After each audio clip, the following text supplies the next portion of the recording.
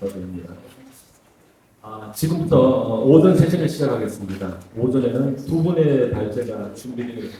첫 번째 발제는 나디아 요르겐스님이 해주시겠습니다. 발표 제목은 Experience with New-Scale Licensing and Intended Licensing Path for Saltforce MSR Power Barge라는 주제로 발표를 해주시겠습니다.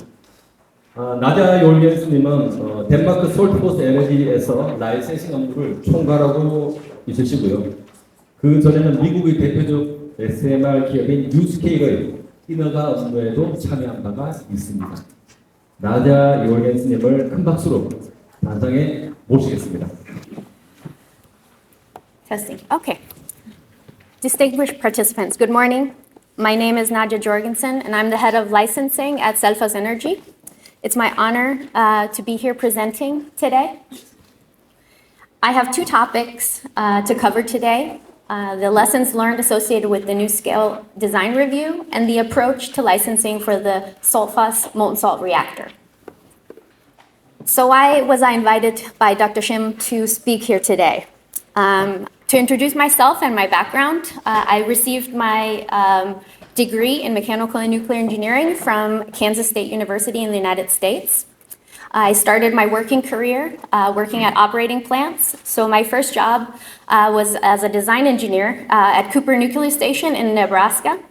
After that, I spent 6 years at Monticello Nuclear Generating Plant. I spent part of that time in high energy line break and source term analysis, and the remaining time as a program manager for the implementation, the regulatory implementation of the post-Fukushima requirements. Then I moved into advanced reactors. I spent 6 years at NuScale Power in licensing. I started as a licensing engineer and ended my time there as the responsible supervisor for all of the international projects for the company. And finally, for the last 2 years, I've been working at Selfos Energy as the head of licensing, helping pave this way of licensing of our molten salt reactor power barge.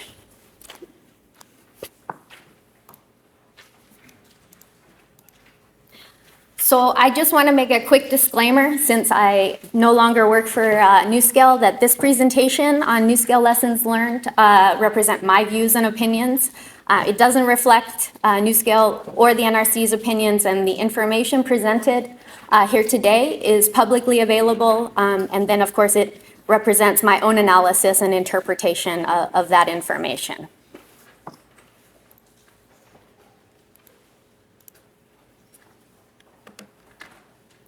Okay, so the agenda for today, the first part of the speech, I will introduce NuScale. Thank you. NuScale, the company. I'll go through a review of their pre-application, and then I will go over the lessons learned from both the NuScale Power side, but also the NRC side. So they publish an extensive lessons learned paper. And finally, then I am going to talk about what can be learned from their experiences and applied here in Korea as we go forward with licensing of advanced reactors. So I just want to set the stage with some company facts, which most of you are probably aware of. NuScale was founded in 2007. The company is offering what they call a Voyager small modular reactor. And it's a factory fabricated light water reactor SMR that has an integral nuclear steam supply system where the reactor core, the steam generator, and pressurizer are all in the same single vessel. The plant features their signature 77 megawatt electric NuScale power module, also called an NPM. Each plant can add up to 12 modules for a total of 924 megawatt electric. It's a light water reactor, as mentioned, using existing fuel. Each NPM has a 60-year lifetime, and the plant can be operated with as little as 2 senior reactor operators and 1 reactor operator. One of the most noticeable things about the NuScale plant is that it features a site boundary emergency planning zone.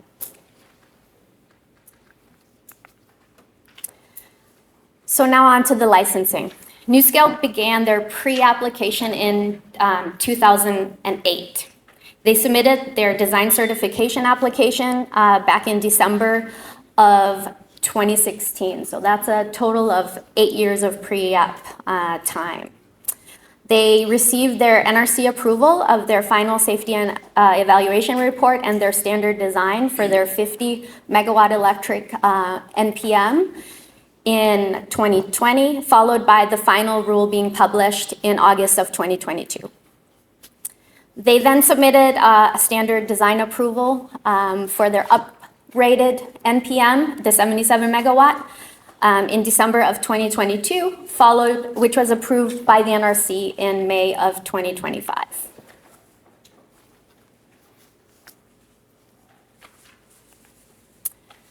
So as mentioned, NewScale began their engagement process in 2008 and continued through 2016, right before the DCA was submitted. They submitted 7 technical reports, 12 white papers, and gap analyses. The literature, NewScale found that during the initial 6 years where they got limited NRC feedback, that really resulted in very limited value of that engagement. So the NRC management wasn't engaged, they weren't involved during this time, so they didn't resolve these technical and policy issues as they were engaging. So as they moved on to the engagement closer to the DCA submittal in the 2015-2016 timeframe, they found that it was much more valuable. They began receiving formal and written feedback. Management was more engaged. Management issued the design-specific review standards that they were using, and then the training of the reviewers, the NRC reviewers that were going to be included in the review, that training wasn't provided.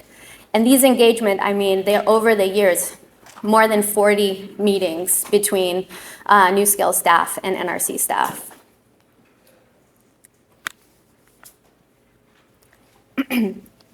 So based on NewScale's experience, they recommend that these design-specific review standards should be issued early, a minimum of 18 to 24 months prior to the submittal of an application.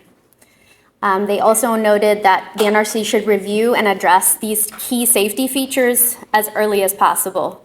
They should review and comment formally on the white paper submitted, technical reports, and gap analyses. And then early and increased participation by the regulatory management. The regulatory management are the people that are able to make commitments on behalf of the regulatory body. So without their involvement, they're not going to resolve these technical issues or policy issues that they faced.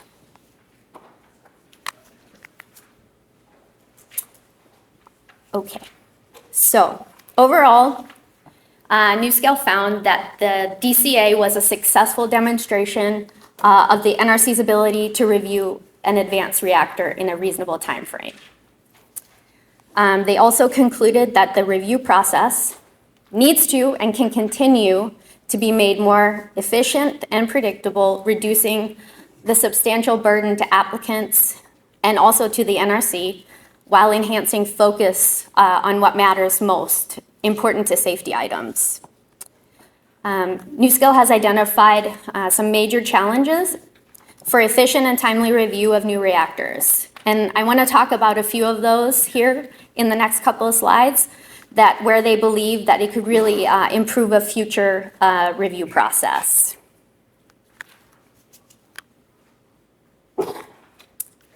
So the first one is to establish an appeal process to resolve disagreements between applicants and the NRC staff with respect to interpretation of requirements and guidance.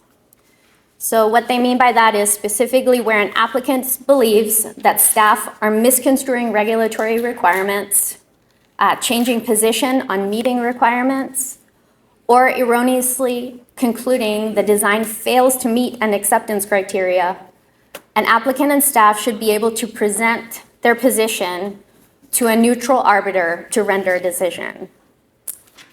The consequence of an absence of this process is that regulatory burden has steadily increased from one applicant to the next, without consideration of whether the staff's position actually merits from a safety perspective. So whether or not it's actually an issue or if it's just a like a difference in interpretation between the reviewer and the applicant. One example from the lessons learned paper, and this is getting into the weeds, but the NRC wanted a very high level of detail on radiation shielding information that had previously never been required by another applicant. And there was no basis for having to submit this information. It didn't lack, there was no regulatory basis. And so there was no way for NuScale to appeal that decision. They just had to provide the information to go forward with the review and get to a safety finding.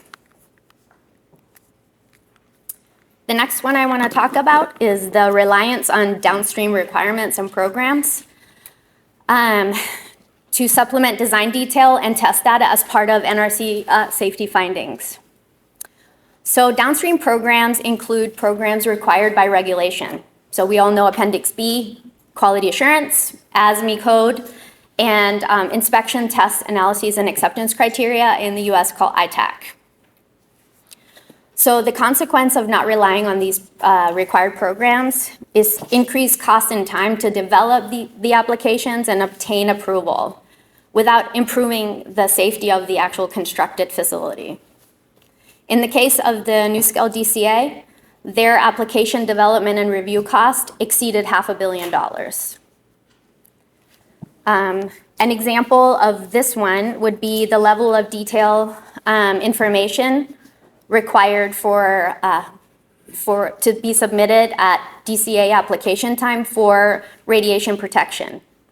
So clearly, a radiation protection program is required to be implemented by a licensee when they go to operate a facility.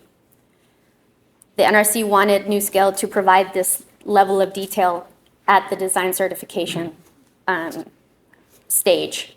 So NuScale had to go out, do the analysis, and provide it to the staff when really it should be covered by a downstream effect or program.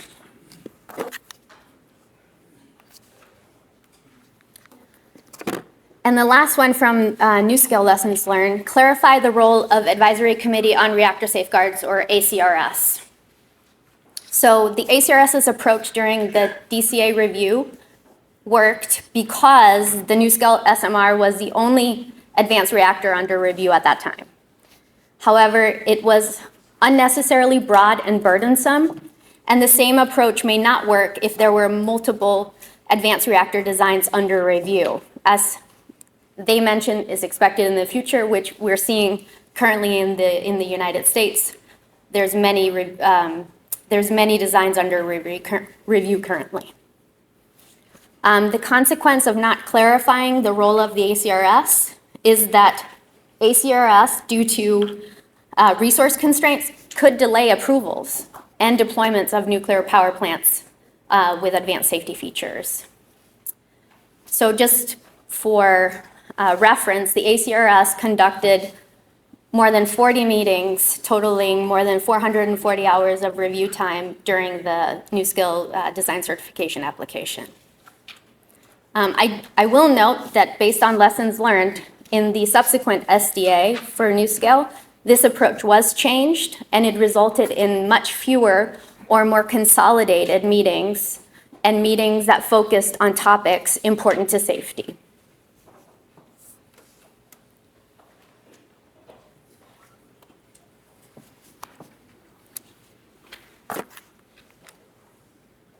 All right. In the next section, I want to discuss the lessons learned from the regulatory body's perspective, because I think that's also a very good perspective to have. I will not be going over all of these, but I listed all of the ones from the public domain here, and I will go into a few of them.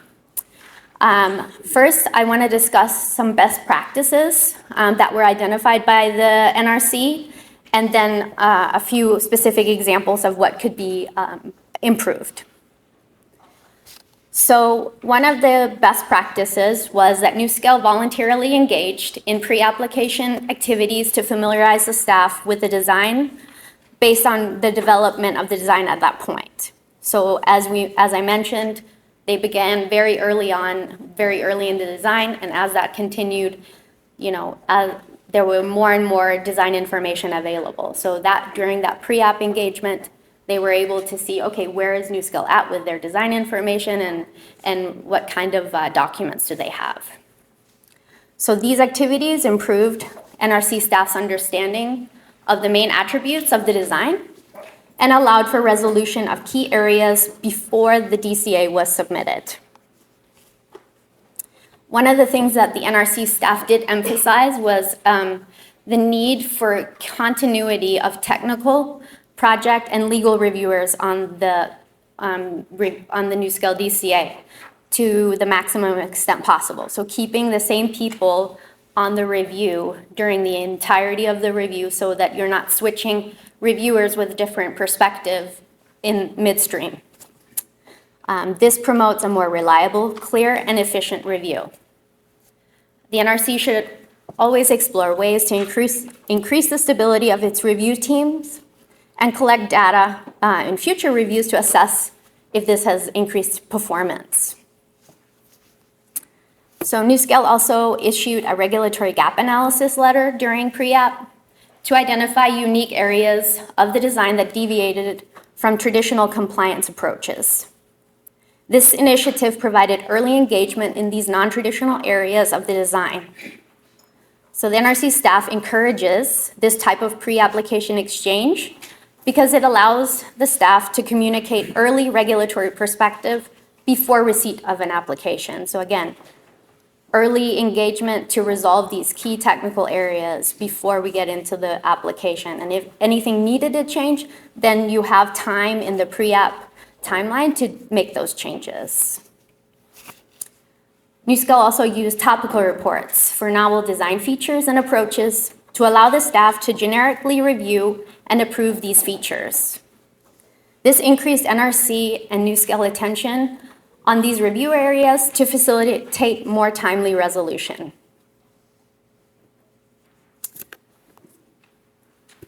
The NRC and NuScale conducted NRC staff audits in areas involving the first-of-a-kind design features, or in review areas where the design was evolving, and used NuScale's electronic reading room as an efficient means to resolve highly technical issues.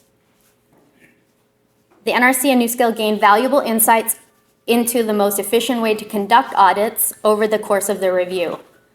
And these insights have been captured and incorporated into future applications. Two more, and then I'll move on to the lessons learned.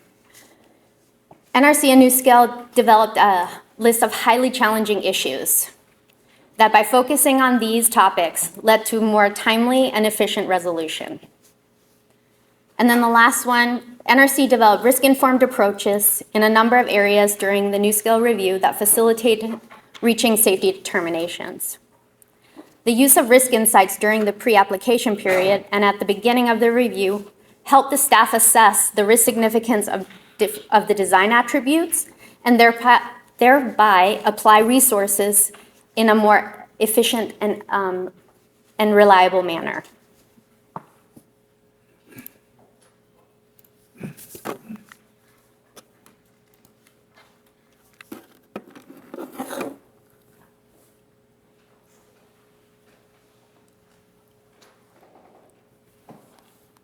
So, while the NRC staff and NuScale had significant accomplishments and best practices that supported timely completion of the review, they encountered challenges that adversely impacted the efficiency, reliability, and clarity of the review. Next, I'm going to cover 4 of those challenges. The first one is design finalization at application and changes during licensing. So for context, When NuScale submitted the DCA in 2016, they had not performed or completed important testing, analyses, or engineering evaluations to demonstrate the reliability of some of the safety significant first-of-a-kind SSC design features. So what's the impact of this? During the design, testing resulted in numerous changes in the design and also additional analysis to demonstrate the adequate performance of the SSC.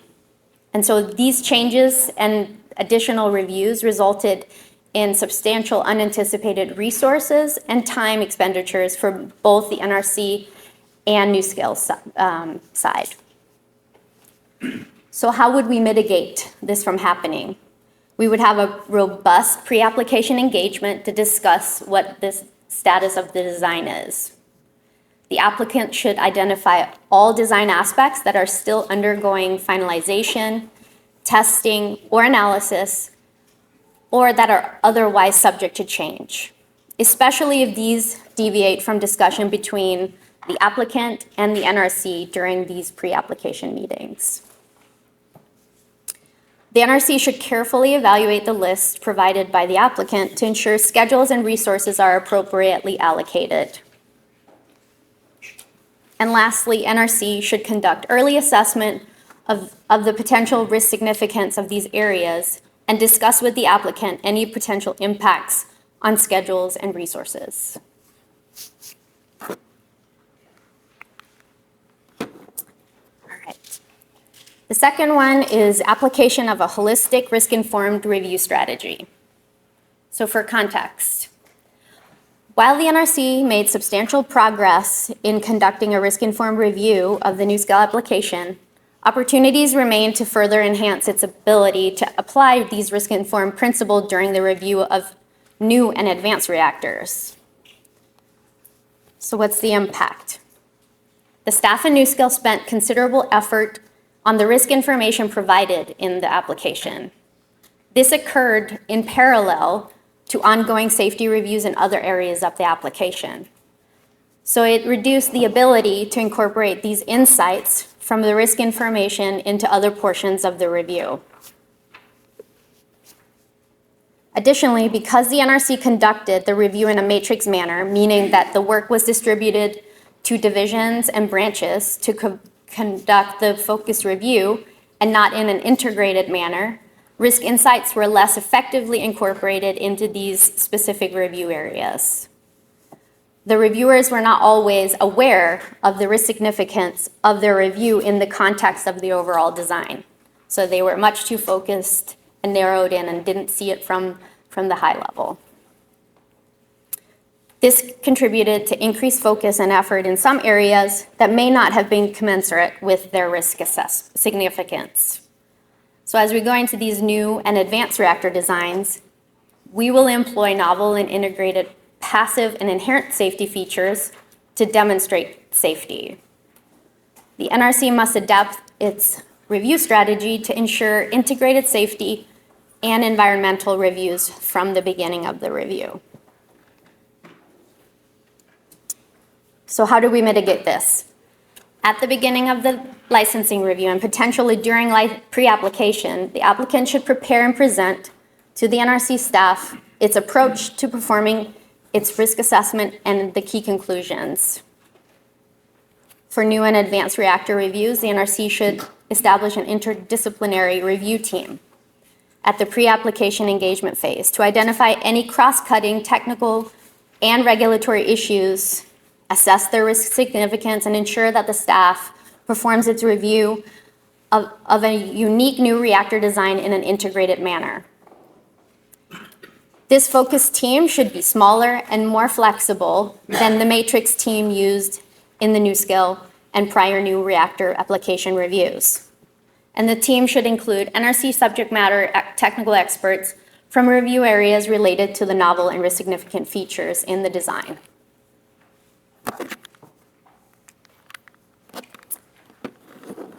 The third one is enhancement to the request for additional information and audit process.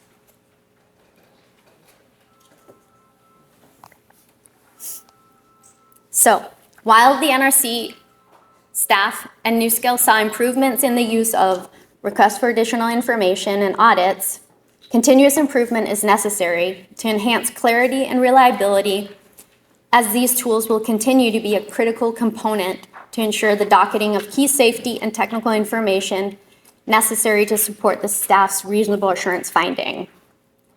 NRC and NuScale leveraged audits with varying degrees of success during the DCA review.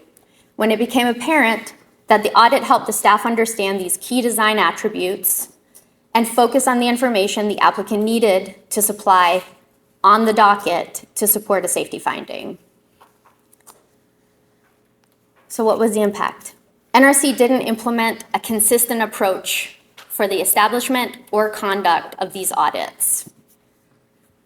During the NuScale review, the NRC was also performing a revision to their RAI process, focusing on issuing RAIs that focus on regulatory requirements, safety significance, and also the clarity of these RAIs.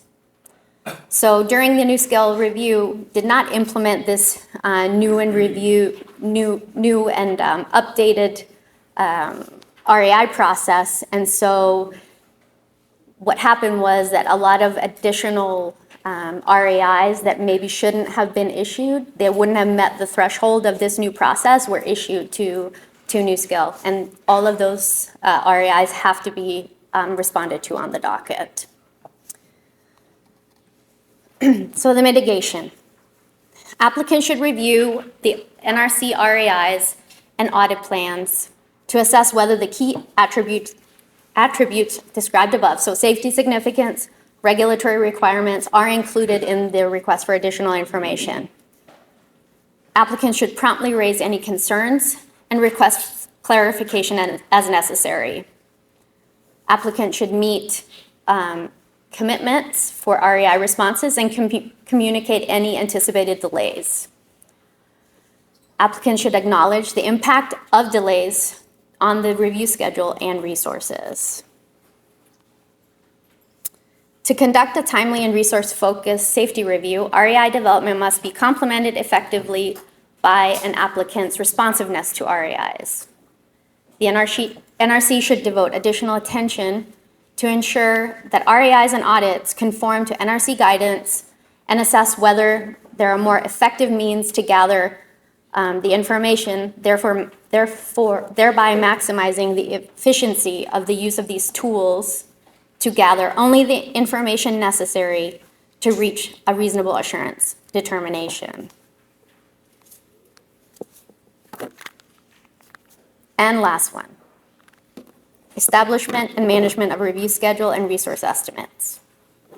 So at the beginning of the NuScale review, the staff established a 42-month review schedule, but didn't provide a resource estimates for the review. As the NRC developed its internal resource estimates, it was not evident that the agency could clearly tie the resource allocation to the risk or safety significance of design aspects of the review. The NRC's system for tracking project completion did not integrate the status of the project closely with the resource being expended, especially in discrete technical disciplines. And as such, the NRC lacked an effective real-time mechanism to link expenditures with risk significance and project completion. This circumstance led to exceeding internal estimates without proper early identification and engagement. So what was the impact of this? The staff recognized this challenge during the review. They made an interim corrective action, so they developed detailed resource estimates for the completion of the final phases of the review. They leveraged the best information available from their project management softwares, and management and staff manually assessed these resource expenditures bi-weekly over these remaining phases. We actually had meetings bi-weekly with the NRC to go over the resource expenditures with NRC and the progress of the review. To support effective cost management as areas of the reviews were completed, the staff closed the associated cost accounts so that they couldn't inadvertently charge to the cost to these closed review areas. And despite these late design changes that I mentioned earlier, the NRC was able to complete its review within the established schedule and resource estimates it had developed. So based on that, the NRC made quite significant changes. They needed better scheduling and cost accounting methodologies. This has led to the NRC improving its ability to develop more challenging schedules and resource estimates without compromising the safety. So examples of this in recent time, Kairos, we've all heard of Kairos. They're getting these construction licenses approved, TerraPower. So they've really narrowed down and honed in on the safety aspects of design. That's what we're focusing our resources on, and that's what they're building these schedules on. And from my memory, I haven't seen anything that exceeds 12 to 18 months of review time in the letters in recent history, in probably the last 18 months that have come out.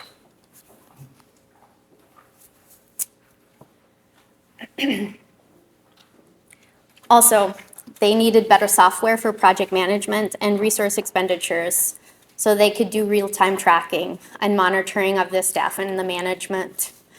They've developed internal dashboards to provide status of these highly challenging issues, tracking performance against schedules and resource estimates. And this has already been implemented. If you go onto the NRC's website, it's actually possible to follow the progression of licensing reviews. So you can pull up the review that's ongoing. You can see all of the highly challenging issues that has been identified for the design, the status of them, how many RAIs, and percent complete on the review of the license application.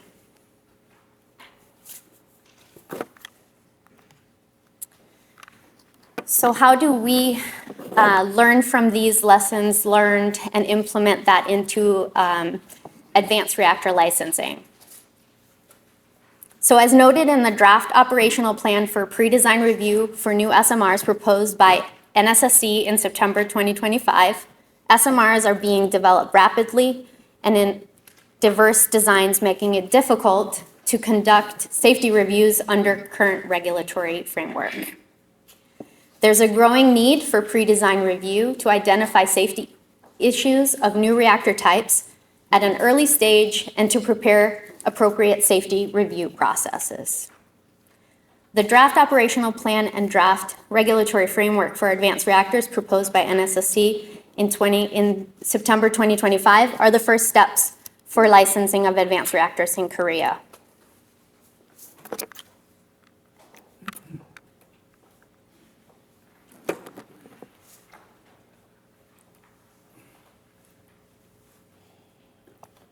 However, advanced reactor vendors such as Selfos, with target deployment dates in the 2030s, they cannot wait for these new advanced reactor frameworks or associated reactor-specific technical standards to be developed. So during our discussions, we're happy that it is currently recognized in Korea and steps are already being taken to not only develop this advanced reactor framework, but also the pre-design review framework. We're very encouraged that the NSSC has agreed for us to use existing framework, proposing these general design criteria, and then seeking exemptions for when specific requirements are not applicable. This seems to be the most appropriate path forward for a near-term advanced reactor licensing. This also allows for choosing applicable and appropriate technical standards for a specific design. So what is needed? We need concise and deliberate pre-application. There are many administrative elements that need to be resolved. The sooner the regulatory body and the vendor starts this, the sooner the actual technical review can start. It's important to start early training and participation of regulatory management and staff. This would include familiarization of not only the reactor type, but the vendor's specific technology. This beneficial knowledge sharing will allow for valuable feedback once the regulatory review begins.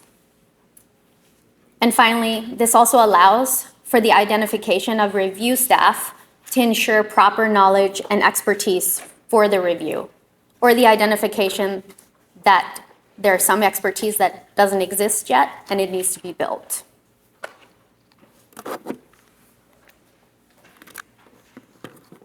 So on the previous slide, I alluded to the importance of getting agreement on administrative issues and administrative topics and timelines as soon as early. Examples of these are what types of engagements will be had. Will it be meetings? Will it be audits? What's the forum? What type of information will need to be submitted in the early engagement? What's the process for feedback and requests for additional information? How will the resources be allocated? And then, of course, the vendor and the regulator will have to agree on a timeline for the review process. This is not a vendor tells the regulator. We have to talk about it and agree on that timeline.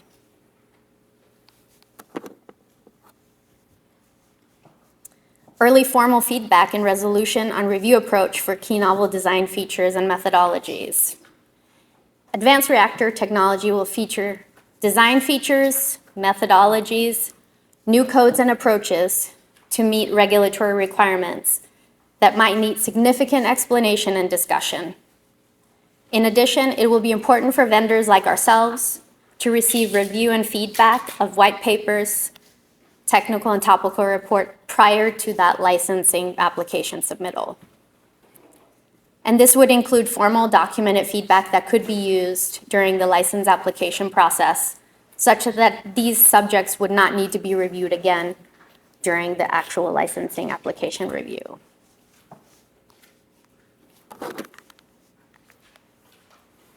And finally, using regulatory precedents from ongoing licensing of advanced reactors. So review of advanced reactor designs are ongoing. These draft regulatory guides exist and are being implemented. Collaborating and harmonizing with other countries already reviewing advanced reactors could be of great benefit. We need implementation of prescriptive with risk-informed insights. So as was mentioned in the draft regulatory framework for advanced reactors, allowing the use of aspects of the new framework from the NRC 10 CFR Part 53 to implement risk-informed insights could be very useful as part of advanced reactor licensing and will help achieve key safety findings.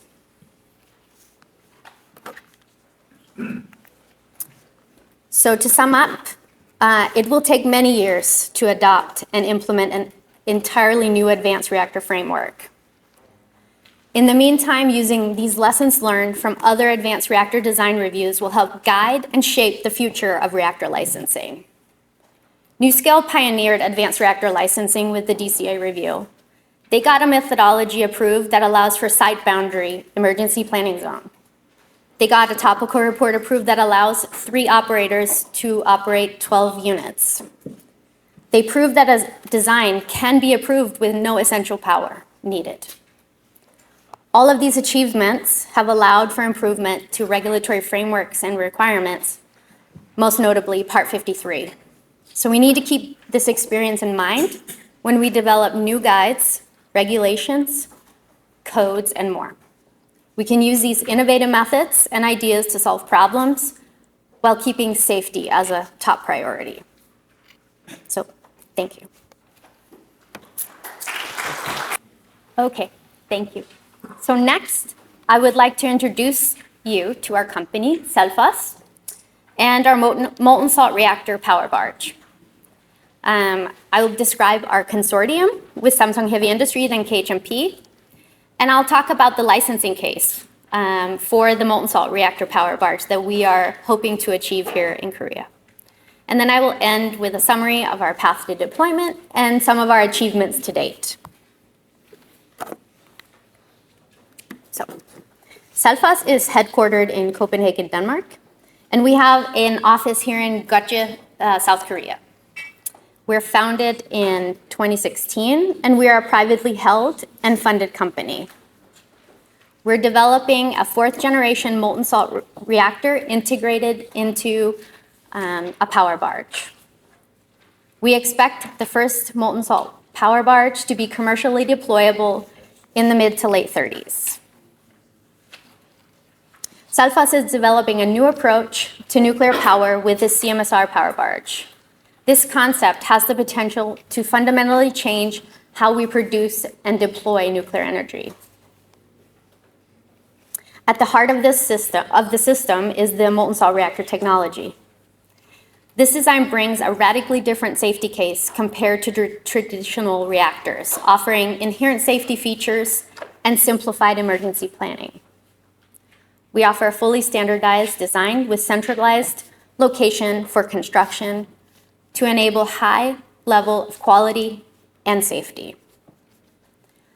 Through our consortium, we're leveraging the Korean nuclear and shipbuilding expertise and capabilities for construction through operation. And we aim to deliver a turnkey energy solution in 3 years from order to delivery.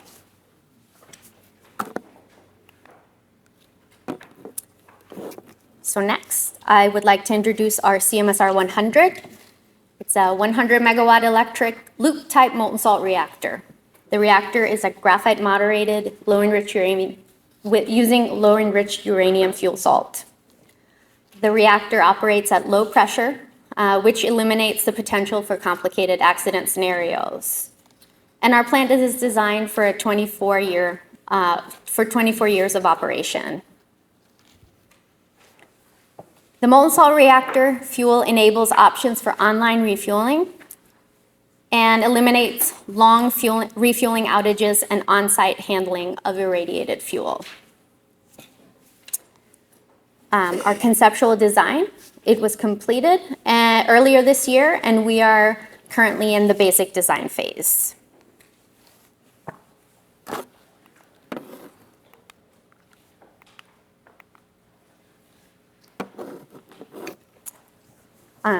Here is a depiction of our primary circuit with our reactor vessel, our primary heat exchanger, primary circuit pump, and also our 2 drain tanks. Like I mentioned, the reactor vessel is designed for 24 years. In the case of an emergency or an accident, fuel salt is passively drained from the primary circuit to the drain tanks. And then the fuel salt in the drain tanks are passively cooled through radiative heat transfer. So it would drain from here into these 2 tanks and passively be cooled indefinitely.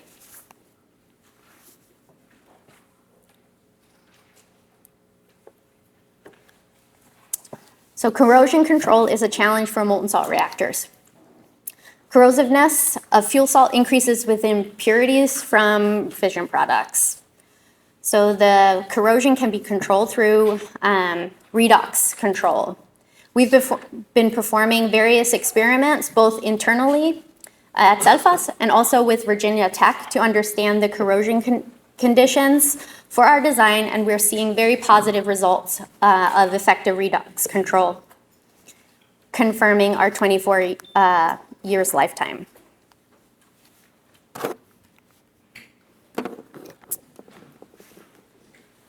Our conceptual design, like I mentioned, was completed in March of this year.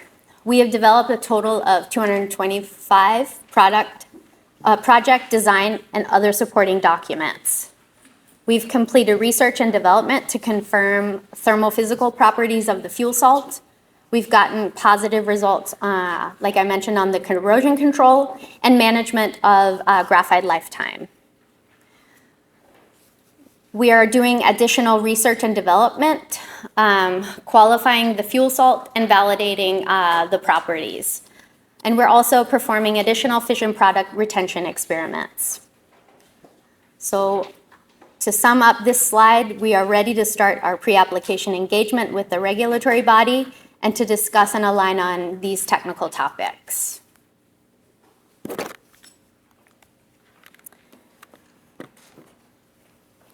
So the power barge will be available in variants from 100 megawatt electric to 600 megawatt electric. Here you can see the power barge split up into 3 sections.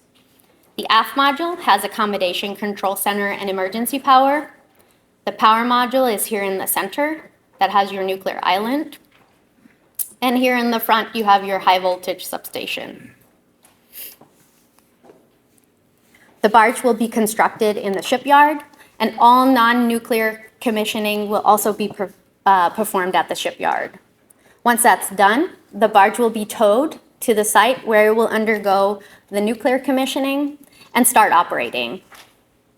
After the 24 years, it's possible to either tow away the barge and replace it with another, or restore the site to its original state.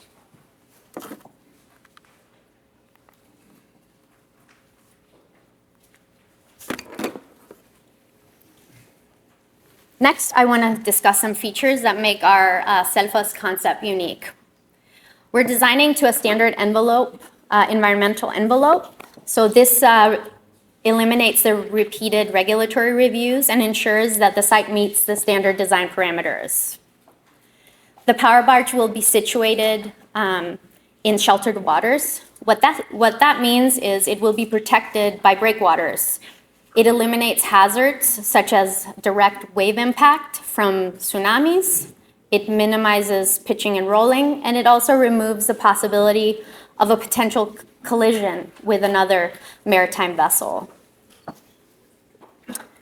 The barge will have a mooring system that will protect against these extreme maritime events, such as a tsunami. And we plan to do actual demonstration of the mooring system by testing in a wave tank.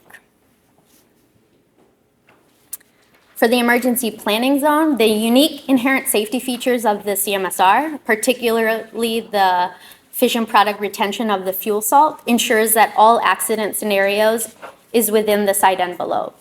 So when I say that is, we will have a site boundary emergency planning zone as well. For site security, our site security will follow the International Ship and Port Facility Security Code in order to prevent any unauthorized access to the plant and site areas. And of course, if there are any additional local regulatory requirements or standards that need to be met, we would implement those as well.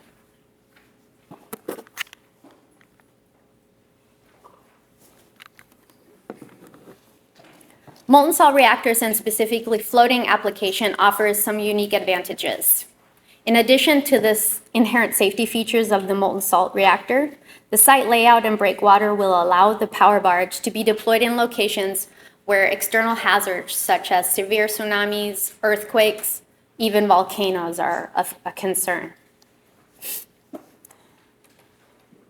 Again, since there is no release of radioactive material outside of the barge, the emergency planning zone can be at the fence boundary and also be placed in close to populated areas or co-located with industrial sites. Public perception. Typically, public perceptions of accidents like Chernobyl or Fukushima lends a negative light on nuclear.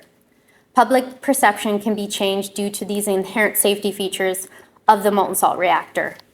These include the low operating pressure. Fission products are contained within the fuel salt and cannot be released to the environment, and passive cooling is done in the drain tanks. This again results in no offsite release and no severe accident scenarios. Another concern is the waste. The fuel, we intend to reuse the fuel for more than 40 years. There is a huge potential for recycling of this fuel and making a smaller waste footprint than traditional interim storage casks and geological long-term storage. So a little bit about our consortium. In April of 2023, Selfos signed a consortium agreement with Samsung Heavy Industries and KHMP. As you know, Samsung is a world-leading shipbuilder and offshore construction company with decades of experience in engineering, manufacturing, and commissioning of ships. KHNP, as you're very familiar with, operates 26 nuclear power plants and have been instrumental in the deployment of 4 units at Baraka in the United Arab Emirates, where they still provide operating and engineering support. The 3 consortium partners cover and add value to every step of the value chain to deliver these power barges globally. So through this strong collaboration, global deployment of the power barge is possible.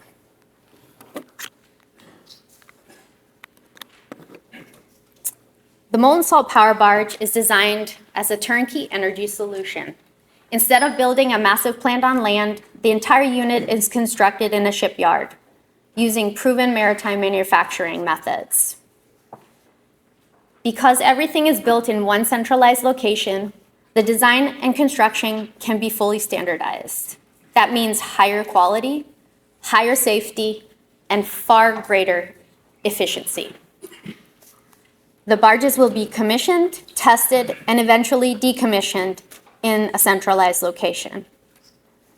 So this approach, it leverages, like I mentioned earlier, Korea's world-class expertise in both nuclear engineering and offshore building, 2 industries in which this country has exceptional capability.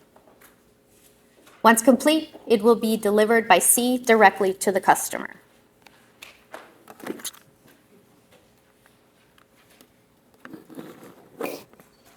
To corroborate my points on the previous slide, a very recent study by Lucid Catalyst, which was commissioned by Urenco, underscores the potential for massive gains in decarbonization by aligning shipyard manufacturing with the SMR concept.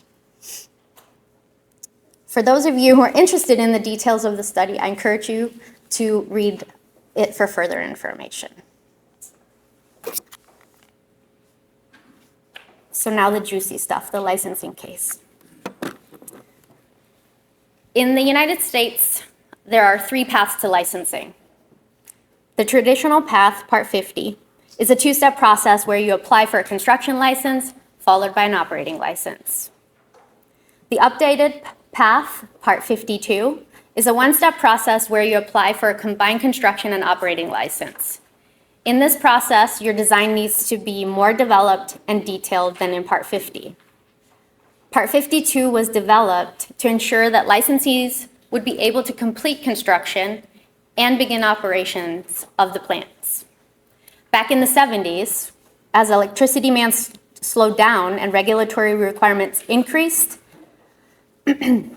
caused many projects across the country to be abandoned in various stages of completion.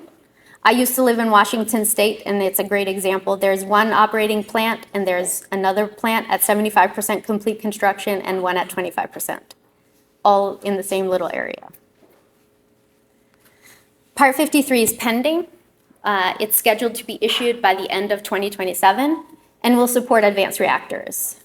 The regulation is technology independent and provides more flexibility for advanced reactors.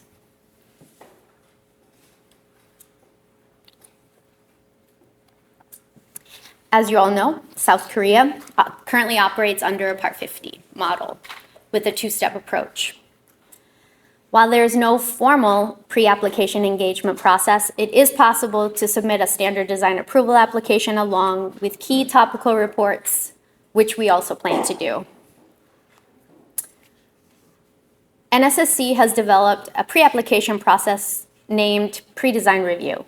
This will allow for engagement with the regulatory body before submission of a construction permit and provides a method for Selfos, a foreign vendor, to be able to pay for review services. And we look very much forward to next year when this process is issued.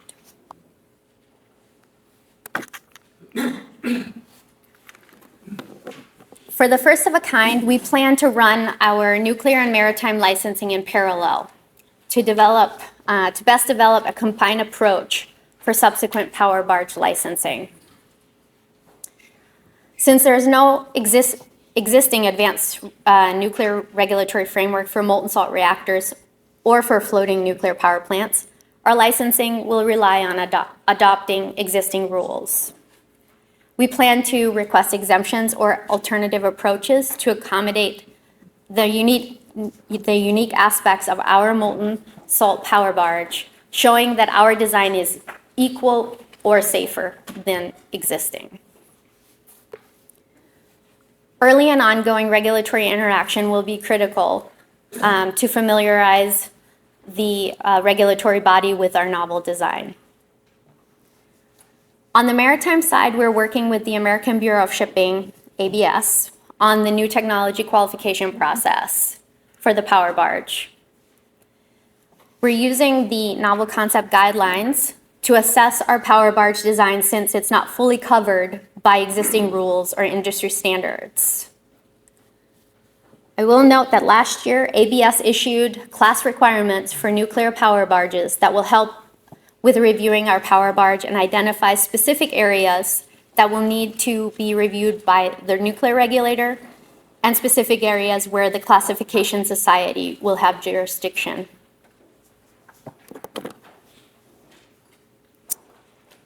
So in the maritime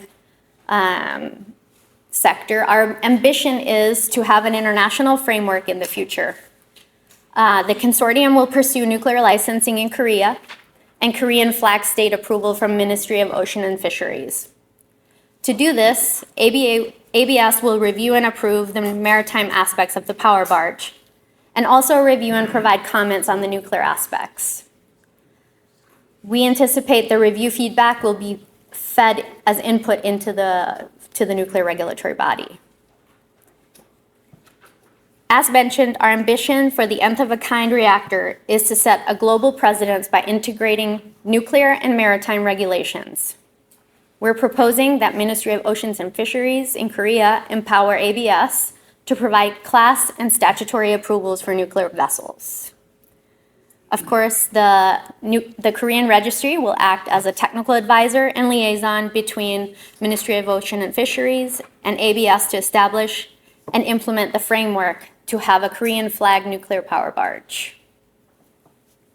We also expect that ABS will serve as a third-party review for us before submitting information to the nuclear regulator.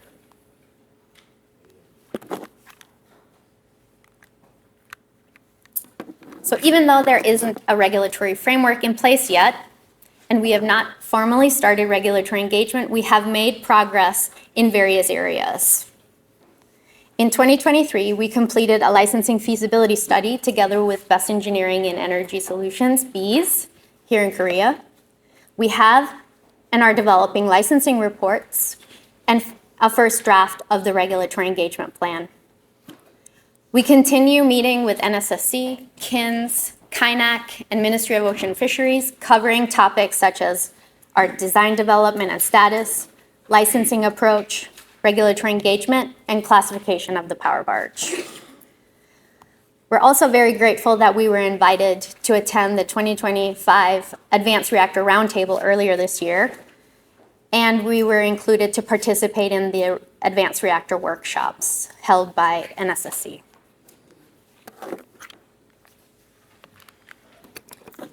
So far today, I've talked a lot about pre-application engagement, pre-design review, early regulatory engagement.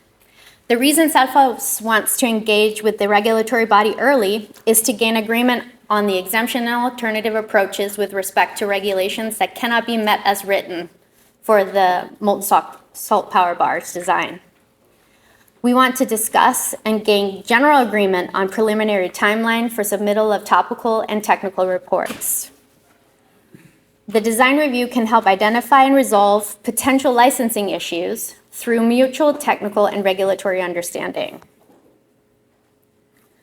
So we've identified a preliminary list of what we would like to discuss during the pre-design review. I've divided the topics into two lists, and I'm going to highlight only some of them. So on the tech side, specifically, we would like to discuss safety approach. We would like to talk about our testing plan for safety demonstration And also a very important topic are the simulation tools for safety analysis and associated confirmatory analysis. And from a licensing side, the technology familiarization and also the power barge design familiarization. So not only what is a molten salt reactor, etc., but also the unique aspects of our MSR power barge.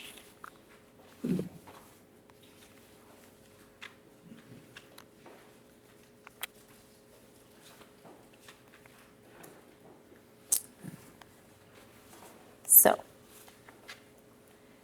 SELFA sees the following as priorities for successful regulatory engagement in 2026. Of course, issuance of the pre-design review framework. Then we would like to begin our familiarization of the MSR technology and also our CMSR and power barge design. And then a regulatory presentation and review of our safety approach, like I mentioned. Specifically, we would like to talk about the acceptance of application of risk-informed insights. So we have applied risk-informed insights into our safety approach. We have defined our defense in depth. And it will also feed into our final classification of SSCs. If we do not gain acceptance on these areas, it could result in major redesign efforts if we can't agree on these topics. So it's important to have feedback from regulator sooner rather than later in case we have to do any redesign work.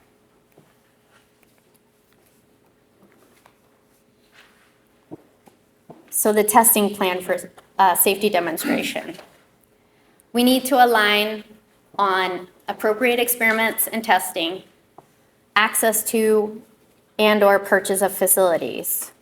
If we can't talk about these items, it could impact our approach to licensing, documentation for the standard design application, our construction permit, and also operating license. Simulation tools for safety analysis and associated confirmatory analysis. For molten salt reactors, these are going to be new tools and associated confirmation of these tools. Regulatory approach to confirmatory analysis. Okay. So we really need to start talking to the NSSC and KINS about these topics because we are using new tools and they will need to have a way to confirm these new tools that we are using to in our safety case. And finally, the last two priorities, submittal of required pre-design review documents. This could possibly include general plant description, gap analysis, regulatory engagement plan, and of course, start the dialogue with both NSSC and KINS and receive initial feedback. A few additional achievements to note that I haven't mentioned already today from the tech side. Conceptual design is complete. Our basic design is underway. We have a lot of R&D ongoing, both in-house and also externally with universities and resource centers. And our safety analysis development is also progressing.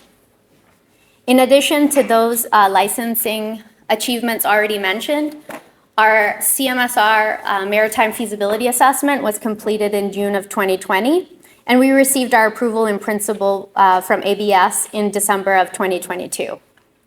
In addition, yesterday we received some very, very good news. We received our export control license with ABS. Previously, of course, we had an export control license with ABS for exchanging information, but this time we received government assurances along with the export control license. This will enable us to export design details and receive specific feedback on the design from ABS. So this is great news for us. And in addition, we're also working with Thailand, Indonesia, and Vietnam of possible deployments of power barges in late 2030s and beyond.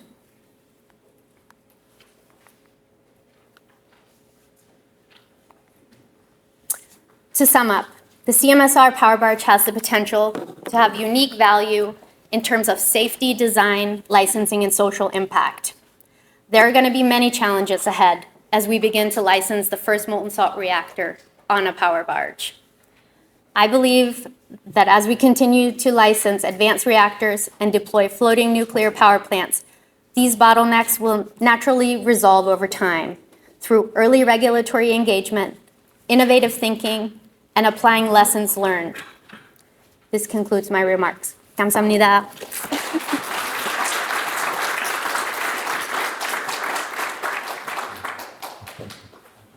그러면 질문을 드리겠습니다. 질문은 영어로 해주시고 좋고 통역사님이 와 계시기 때문에 한국어로. Q&A? Okay. Yes. Let me just get the, I just need to get the. 한국어로 질문해 주시면 또 통역사님이 번역. 네. 손들어, 예. 정민 박사님 질문. 뒤에 마이크 드리겠습니다. 통역하실 분은 영어로 해주세요. 편하신 언어로 해주세요. Okay, I'm not a person involved in engaging in regulation. Much about the regulations for future type of regulation. Based on your experience with the scale with NRC, and you found a lot of technical gaps between this scale and NRC, and you mentioned gap analysis. Also, the gap analysis appears in this so-called design. Yeah. How, I'm so interested in what the result outcomes from the discussion between you, the new scale and NRC, how to treat this gap analysis. You have to just follow the NRC request or requirement, or you have found some kind of compromise ways to cover this gap analysis, the technical gaps. No, good question. So what my response to that would be is that for the topics that were safety significant, there were design-specific review standards that were developed. So yes, compromising, but then also there were some standards that had to be developed because of the gap was too great. And for our molten salt reactor, that's what also we've identified, is that there are some topics where we're going to have to develop specific requirements, and it's going to be design-specific requirements. And so in Part 53, and then also in the draft framework, it talks about how the vendor or the reactor designer will need to identify what standards, regulations, codes that they're going to use, because for example, if NSSC had to create standards for every single type of reactor, they would never finish. And so that's one of the outcomes of this Part 53 in the United States is it's open to all of the designs, and then you have to come and you have to propose, these are the rules and regulations that I'm going to follow because they apply to my specific reactor. And it takes a long time. If you have to go through every single regulation and requirement and justify why it doesn't apply, that takes a long time. And it may not necessarily be fruitful work. So being able to identify that yourself as a vendor is truly important.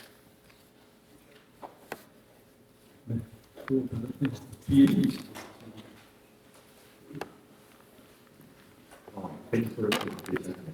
We came from SK Innovation. And I first want to thank you for your early work in this case, because it really has for understanding the regulation and it's actually the first mover of NRC.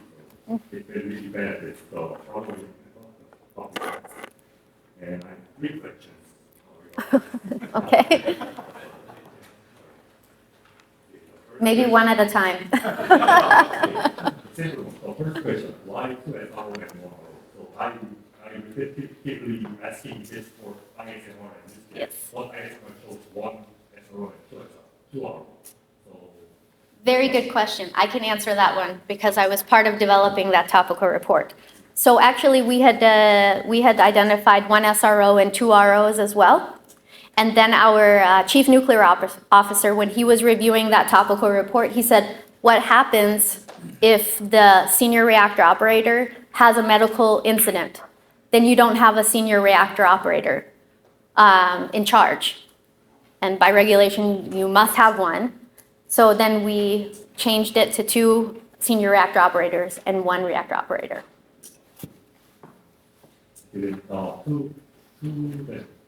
there are two ROs actually. That one RO has two SRO license. That's correct. The second question is about ACRS. So you compared previous ACRS and current ACRS. So Yes. how do you think that NRC can change that fast? So that is agreement that we did upfront before the license application was submitted. So in the first review, there were 6 phases, and that's standard in the regulation. It's a 6-phase review, and in the second SDA review, we made 4 phases instead of 6.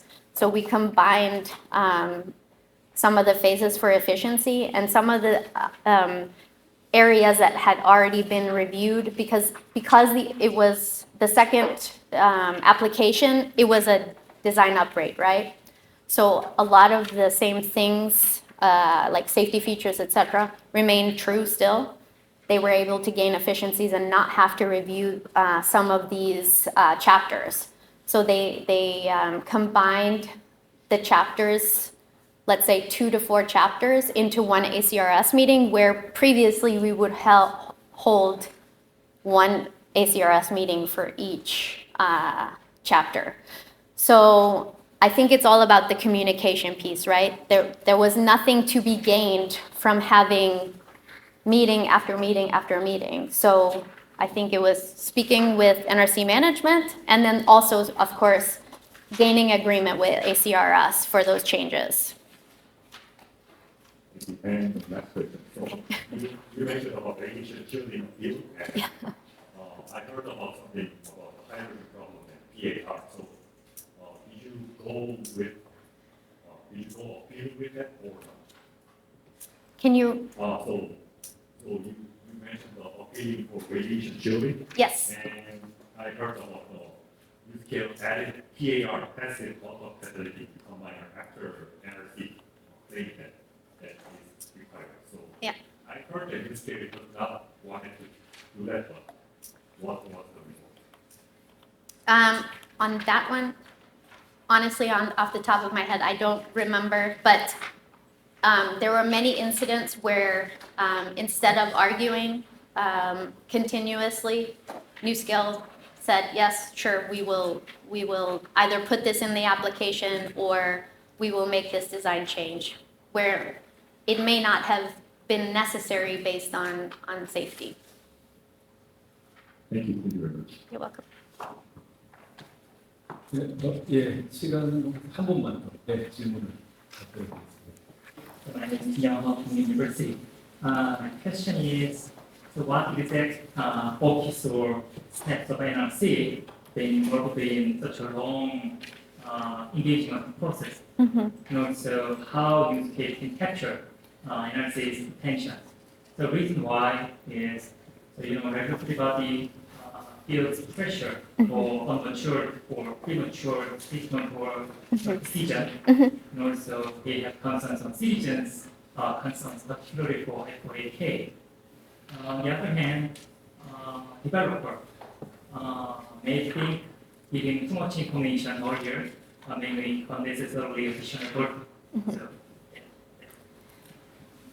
So the level of, so when you start a project, you will get a project manager from NRC, and then there are going to be branch chiefs in charge of the review.